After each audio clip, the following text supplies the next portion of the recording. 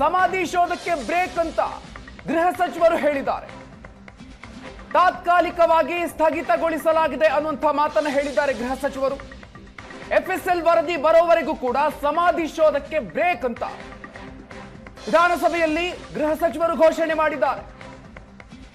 ಇಲ್ಲಿಯವರೆಗೂ ಕೂಡ 17 ಗುಂಡಿಗಳನ್ನು ಅಗೆಯಲಾಗಿದೆ. 17 ಸ್ಪಾಟ್ಗಳಲ್ಲಿ SIT ಅಧಿಕಾರಿಗಳು ಮುಸುಕುಧಾರಿ ದೂರುದಾರ ನೀಡಿದಂತಹ ಸೂಚನೆಯ ಪ್ರಕಾರ ಆತ ಹೇಳಿದಂತಹ ಸ್ಪಾಟ್ಗಳಲ್ಲಿ ಶೋಧ ಕಾರ್ಯವನ್ನು ನಡೆಸಲಾಗಿತ್ತು.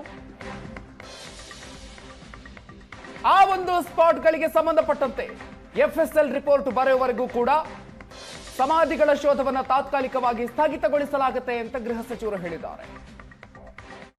ಆ ಸ್ಥಳಗಳನ್ನು ಮುಂದಕ್ಕೆ ಈಗ ಒಂದಿಷ್ಟು ಸಂಖ್ಯೆ ಎಲ್ಲ ಆಗಿದೆ, ಮುಂದಕ್ಕೆ ಹೋಗಬೇಕಾ ಬೇಡವಾ ಅನ್ನುವ ತೀರ್ಮಾನ ನಾವು ಮಾಡೋದಿಲ್ಲ, ಸರ್ಕಾರ ಮಾಡೋದಿಲ್ಲ. We have given the freedom for the SIT and SIT only will decide whether to go forward or not. ಈಗ ಇದನ್ನು ಖಾತ್ರಿ ಮಾಡ್ಕೊಳ್ಳೋದು ಹೇಗೆ? ಈಗ ಇದು ಅನಾಲಿಸಿಸ್ ಆಗಬೇಕು ಮಾನ್ಯ ಅಧ್ಯಕ್ಷರೇ. ಆ ಸ್ಥಳಗಳಲ್ಲಿ ಅವರು ಅನಾಲಿಸಿಸ್ ಮಾಡಿ, ಕೆಮಿಕಲ್ ಅನಾಲಿಸಿಸ್ ಮಾಡಿ, DNA ಮಾಡಿ, ಹೌದು ಅಲ್ಲೇನೂ ಇರಲಿಲ್ಲ, ಏನೂ ಇಲ್ಲ, ಆ ಸ್ಯಾಂಪಲ್ನಲ್ಲಿ ಯಾವುದೇ ರೀತಿಯ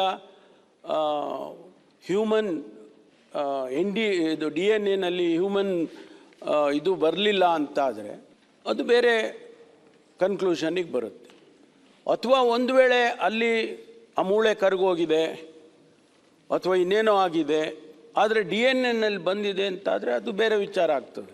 ಅದು ಬರೋವರೆಗೂ, ಆ ರಿಸಲ್ಟ್ಸ್ ಬರೋವರೆಗೂ ಇದನ್ನು ಮುಂದಕ್ಕೆ ಹೋಗೋದನ್ನು ಸ್ಥಗಿತ ಮಾಡಬೇಕು ಅಂತೇಳಿ SITನವರು ತೀರ್ಮಾನ ಮಾಡಿಕೊಂಡಿದ್ದಾರೆ ಅಂತ. ಆ ರಿಸಲ್ಟ್ಸ್ ಬರಬೇಕು. ಆ ರಿಸಲ್ಟ್ಸ್